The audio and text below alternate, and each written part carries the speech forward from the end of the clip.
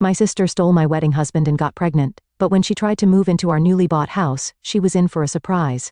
I always thought betrayal would feel like a sudden punch to the gut. Instead, it crept up slowly, wrapping around my throat like a silk scarf until I couldn't breathe. The day I caught them together, I wasn't even supposed to be home. My name is Ivy, and I was supposed to be picking out flower arrangements for my wedding. But a migraine had forced me to reschedule, and I returned to find my sister Sophie's car in our driveway. Strange, since she should have been at work. The front door was unlocked. I heard giggling from upstairs, my bedroom. My feet felt heavy as I climbed each step, my heart already knowing what my mind refused to accept. Jamie. Sophie's voice drifted through the crack in the door. We should tell her soon. I know, baby. After the wedding. Okay? We'll figure it out. My hand trembled as I pushed the door open. There they were, my fiancé and my sister tangled in my sheets. The same sheets Jamie and I had picked out together at Bed Bath & Beyond last month. Ivy. Sophie scrambled to cover herself, but Jamie just sat there frozen. Oh God. This isn't, we were going to what? My voice sounded foreign, eerily calm. Wait until after the wedding to tell me you've been sleeping with my fiancé. Jamie finally found his voice. Ivy, please. We didn't mean for this to happen, it just did. I laughed. Actually laughed. How long? Sophie started crying. 3 months, and I'm pregnant. The room spun. 3 months. While I'd been planning our wedding, picking out china patterns and writing my vows, they'd been planning their own future. Get out, I whispered. When neither moved, I grabbed Jamie's clothes from the floor and threw them at him. Get out. They dressed quickly, Sophie sobbing the entire time. I stood in the doorway blocking their exit. The ring. Jamie blinked. What? The engagement ring. Give it back. He slipped it off my finger, his touch making my skin crawl. As they shuffled past me, Sophie reached for my arm. Ivy, please, we need to talk about this. I jerked away. Don't touch me ever again. The next few days passed in a blur. My mother called constantly, leaving voicemails that grew increasingly frustrated. Ivy, you need to come home. Sophie's devastated. She needs her sister right now. I finally answered on the 4th day. She needs me. Are you serious? Sweetheart, these things happen. Sophie and Jamie, they're in love, real love, and with the baby coming. Stop. My voice cracked. Just stop. We're having a family dinner tonight, she continued, as if I hadn't spoken. Everyone will be there. We need to discuss the situation like adults. I showed up against my better judgment. The dining room felt suffocating. Sophie and Jamie sitting together, my mother hovering anxiously, my father staring at his plate. We're getting married next month, Sophie announced, her hand protectively over her stomach. A small ceremony, nothing fancy. My mother beamed. Isn't it wonderful? You'll be an aunt, Ivy. I stood up so quickly my chair toppled backward. Wonderful. My sister sleeps with my fiancé, gets pregnant, and that's wonderful. Now Ivy, my father finally spoke. What's done is done. We need to move forward as a family. A family? I grabbed my purse. You want to know what family does? Family protects each other. Family doesn't steal your happiness and expect you to celebrate their betrayal. Sophie started crying again. She'd always been good at that. Please, Ivy. I love him. We love each other. I looked at them all, my sister's tears, Jamie's guilty face, my parents' pleading eyes. In that moment, something inside me hardened. They wanted me to forgive and forget, to play the supportive sister and daughter. Instead, I walked to the door, pausing only to say, congratulations on your perfect little family. I hope you're all very happy together. As I drove away, my phone buzzed with messages I wouldn't read. They thought this was the end. Poor Ivy, running away to lick her wounds. But they were wrong. This wasn't the end, this was just the beginning. I pulled into my best friend Eric's driveway, my hand steady on the wheel for the first time in days. He opened the door before I could knock, took one look at my face, and pulled me into a hug. I need your help, I whispered against his shoulder. Anything. I want to buy a house. I pulled back to meet his confused gaze. Their dream house specifically, and I know exactly how to do it. 6 months can change everything. I sat in Craig's office, watching him review the quarterly reports I'd prepared. My mentor's eyebrows rose higher with each page. Ivy, these numbers are exceptional. He set down the papers. You've doubled your client portfolio since spring. I smiled, thinking of the sleepless nights and endless coffee runs that had gotten me here. Thank you. I've been focused. Focused is an understatement. The board's noticed. There's talk of a promotion. My phone buzzed. Another ignored text from Sophie. I switched it to silent without looking. Speaking of focus, Craig leaned forward. How's the house hunting going? Actually, I'm closing on a property next week. I tried to keep my voice neutral. The Victorian on Maple Grove, Craig whistled. That's quite a purchase for a first-time buyer. You sure about this? More than anything. After work, I met Eric at our usual coffee shop. He was already there, laptop open, real estate documents spread across the table. The sellers accepted your offer, he said without preamble. But there's something else. Look at this. He turned his laptop toward me. On the screen was Sophie's social media post. Can't wait to start our new chapter. Dream home, baby on the way. Below was a photo of her and Jamie in front of the same Victorian house I was about to own. They don't know, I said, sipping my coffee. They think they're getting it. Ivy. Eric ran a hand through his hair. Are you absolutely sure about this? Once you sign those papers, they're meeting the realtor tomorrow, I cut in, to make their offer. An offer they can't afford, by the way. I've seen Jamie's financials. How did you? Denise in accounting. She owed me a favor. Eric closed his laptop. You've thought of everything, haven't you? Almost.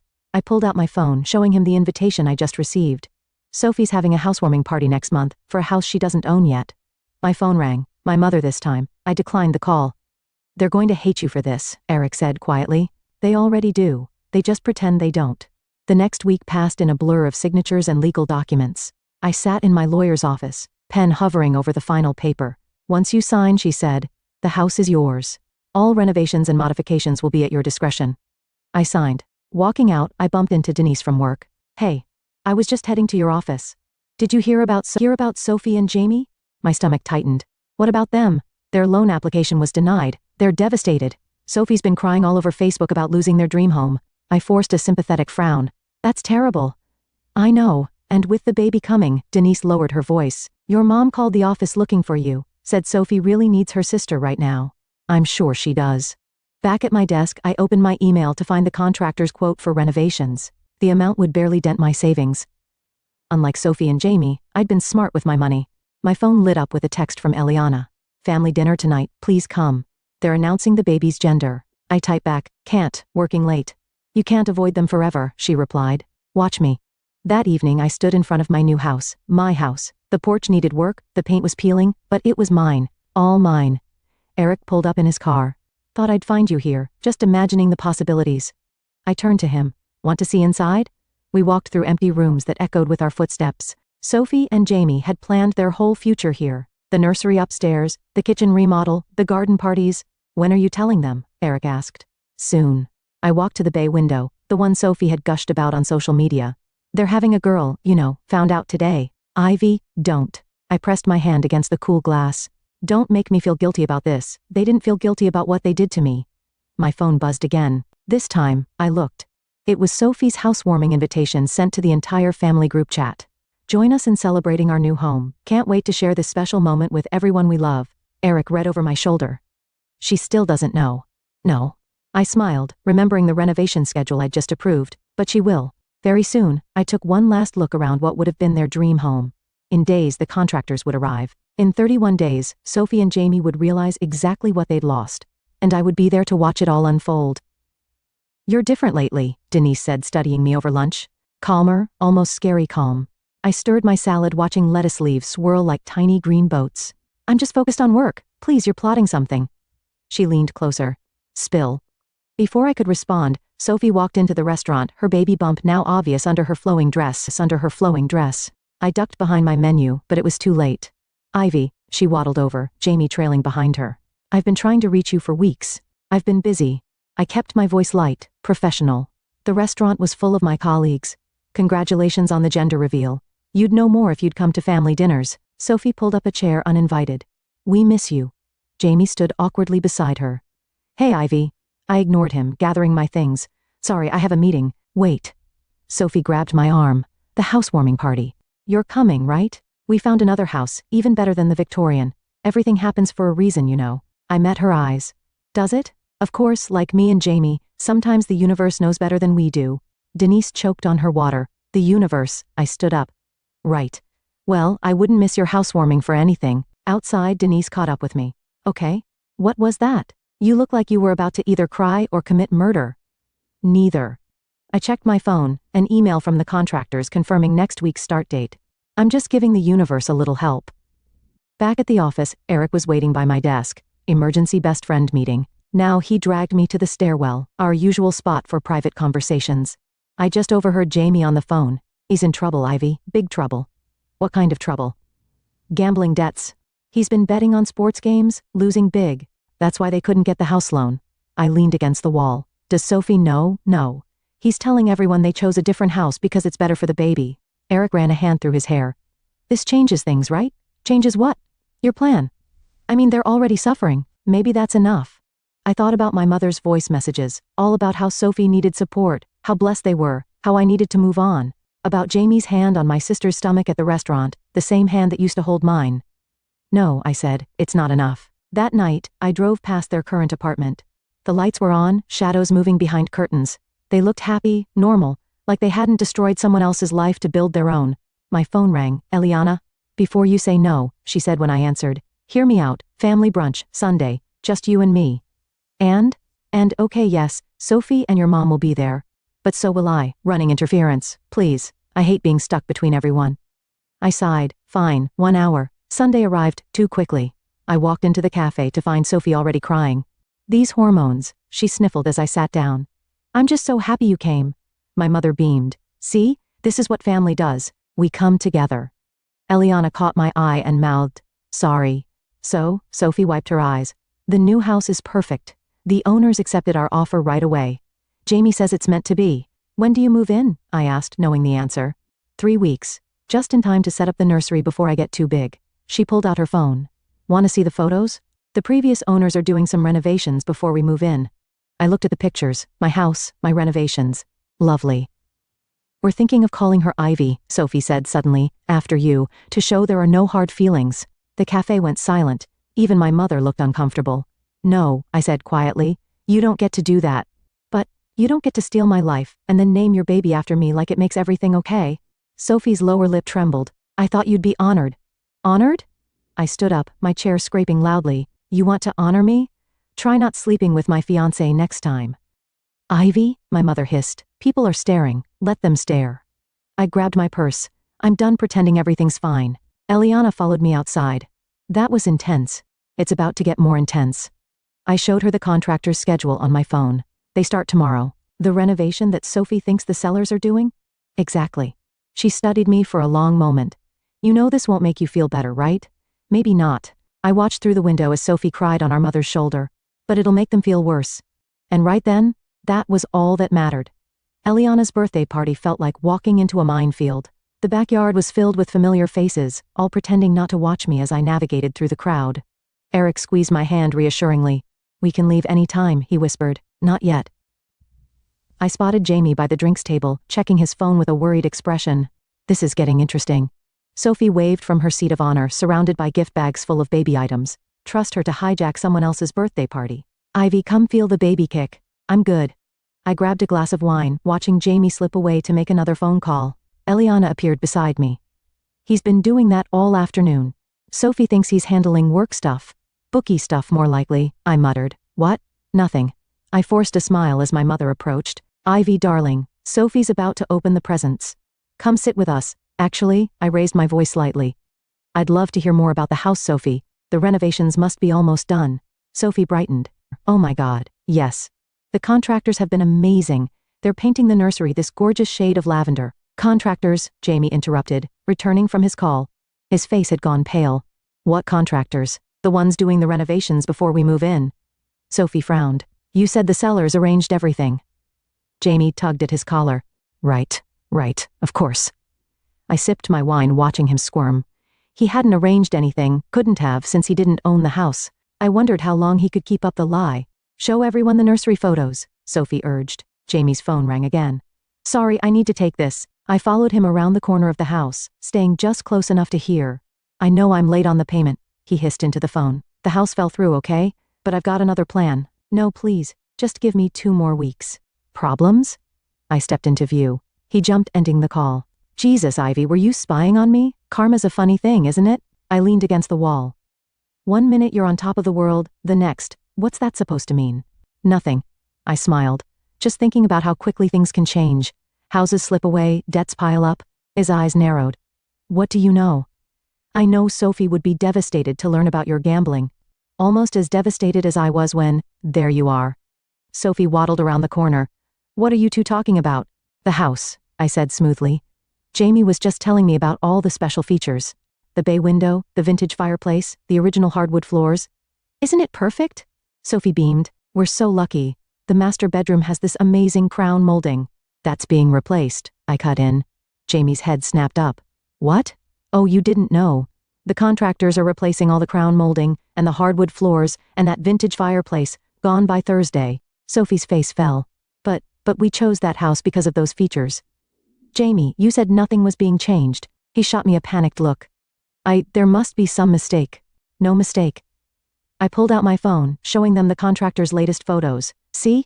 They're making good progress. But why would the sellers? Sophie's voice trailed off as she studied the images. Wait, that's not Jamie, that's not our house. Of course it is, he said quickly. It's just the angle. No. Look at the address in the background. She zoomed in on one photo. That's the Victorian we lost. Why do you have renovation photos of a house we don't own?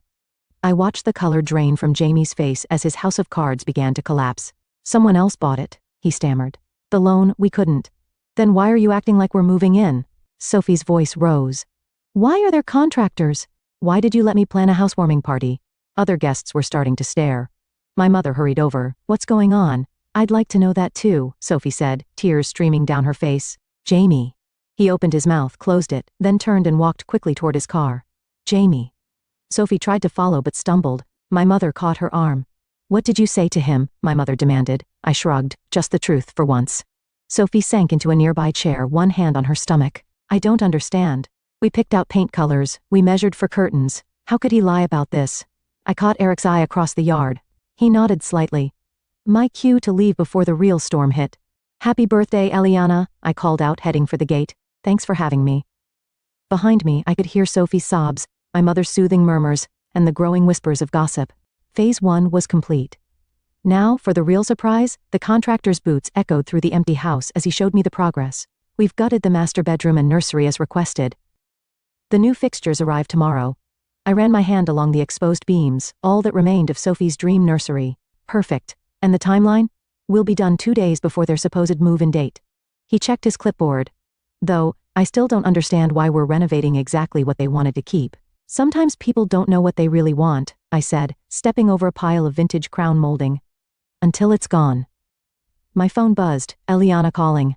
I answered on speaker while examining paint samples. Sophie's a mess, she said without preamble.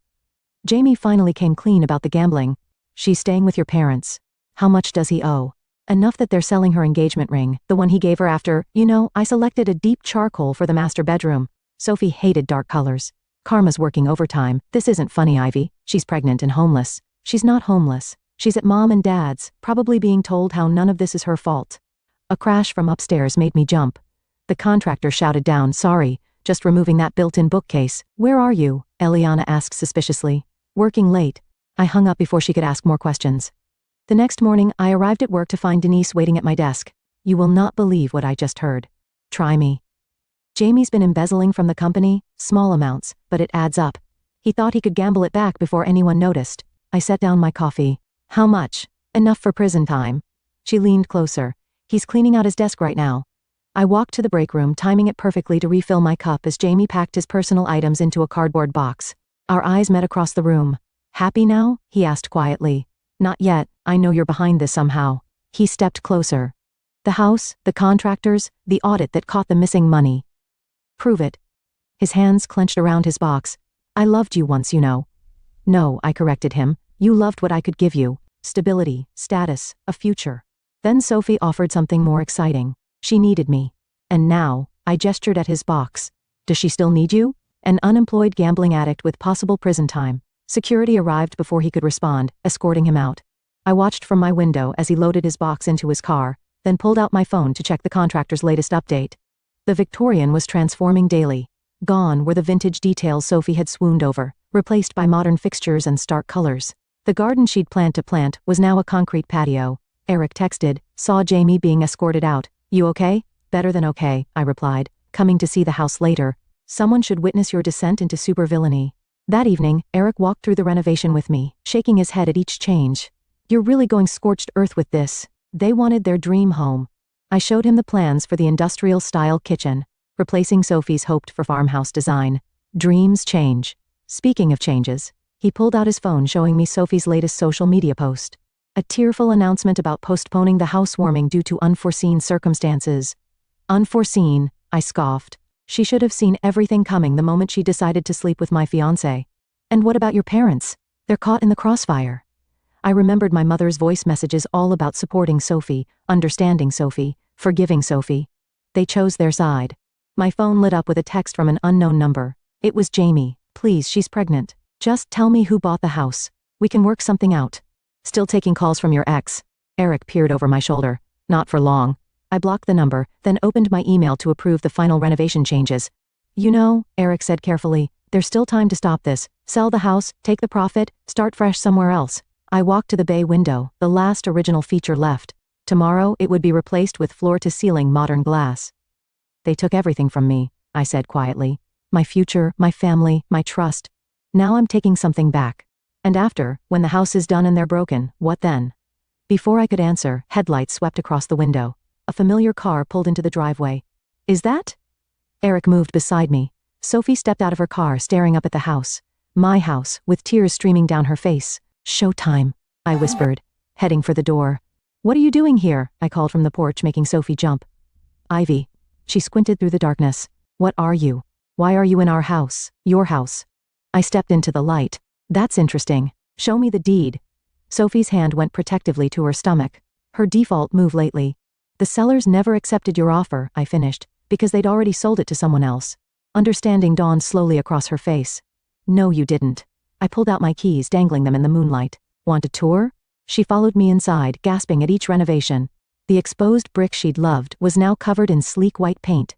The vintage staircase had been replaced with modern floating steps. You're destroying it, she whispered. I'm making it mine. Eric hung back, watching us circle each other like wary cats. Sophie's eyes were red-rimmed, her designer dress wrinkled. Why? Her voice cracked. To hurt me? Why did you sleep with my fiancé? I countered. To hurt me. I loved him. I still love him even after, she choked back a sob. Did you get him fired too? Jamie got himself fired just like he got himself into gambling debt. He was trying to buy this house for us. She gestured at the gutted rooms. For our family. Your family? I laughed. You mean the family you built on the ruins of mine? Sophie sank onto a dusty contractor's stool. I never meant to fall in love with him, but you did. And instead of walking away, you took everything. I moved closer. My fiancé, my future, our parent support. You took it all with a smile, then expected me to celebrate your happiness. Mom and Dad still love you. They tolerate me. They love you. The pregnant daughter, the victim, the one who needs protecting. Eric cleared his throat. Ivy, no. I turned back to Sophie. You want to know the best part? Jamie was planning to sell this house behind your back to pay his debts. She shook her head. You're lying.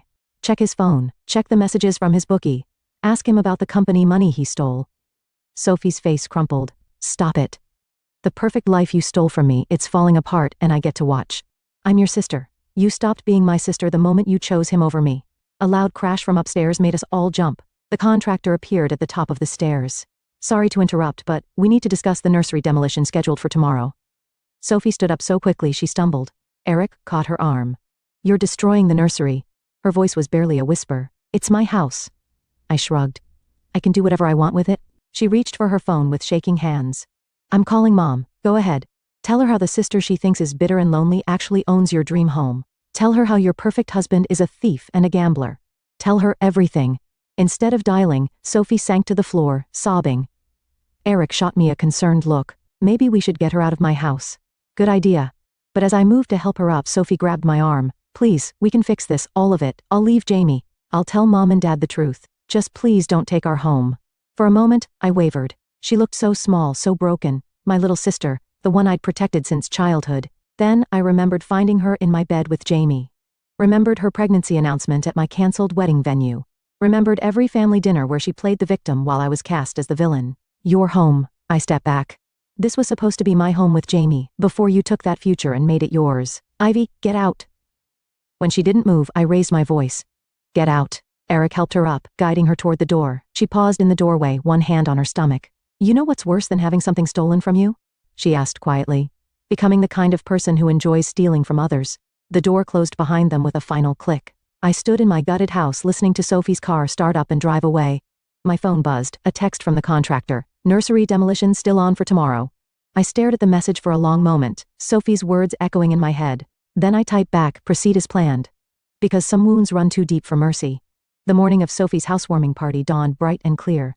I watched from my bedroom window as the bulldozer rolled up the driveway right on schedule. My phone hadn't stopped buzzing since dawn. First Eric, are you sure about this? Then Eliana, Sophie's decorating the house right now. She has no idea.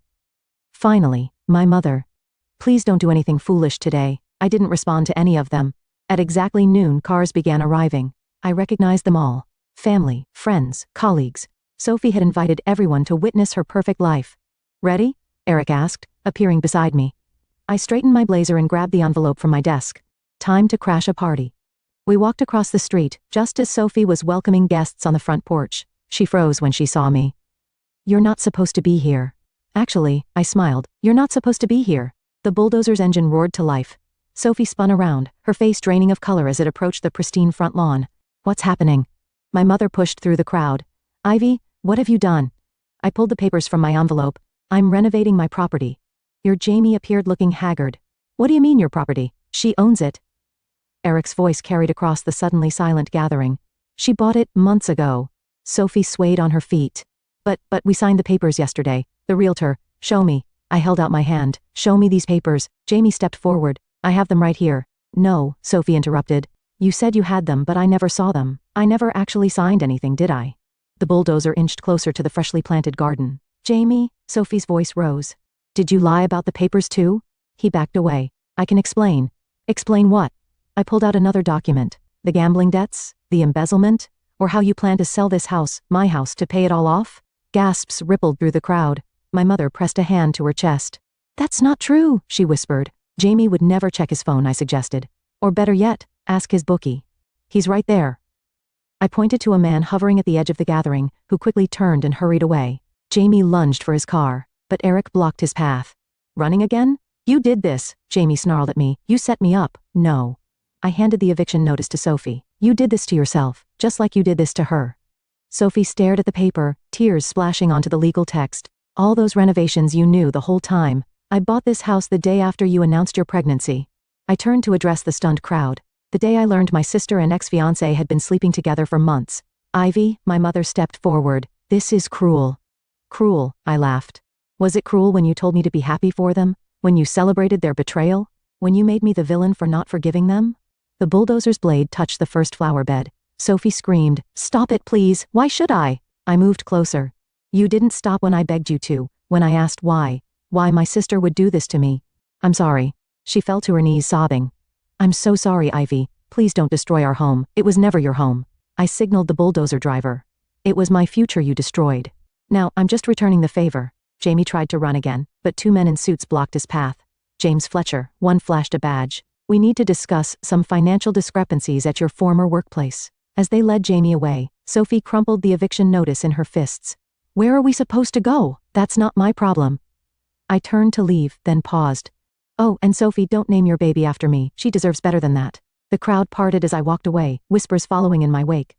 I heard my mother calling my name, heard Sophie's sobs, heard the bulldozer's engine growling. Eric caught up with me at the sidewalk. Well, that was justified. I was going to say intense. He glanced back at the chaos we'd left behind. Feel better. I watched as my family's perfect facade crumbled, just like the house would soon crumble. Sophie being led away by our parents, Jamie in custody, the party guests fleeing the scene. Ask me tomorrow, I said, and walked away from the ruins of both our dreams. Behind me, the bulldozer began its work. The demolition dust had barely settled when Eliana found me sitting on my front porch, watching the sunset behind the partially destroyed Victorian. Everyone's looking for you, she said, settling beside me. Let them look. She handed me a cup of coffee. Jamie's being held without bail. Sophie's at the hospital. Stress triggered early contractions. The coffee burned my tongue, but I welcomed the pain. It felt real grounding. Did you know, I said, that I used to imagine my whole life in this house? Sunday dinners, Christmas mornings, kids running up and down those stairs.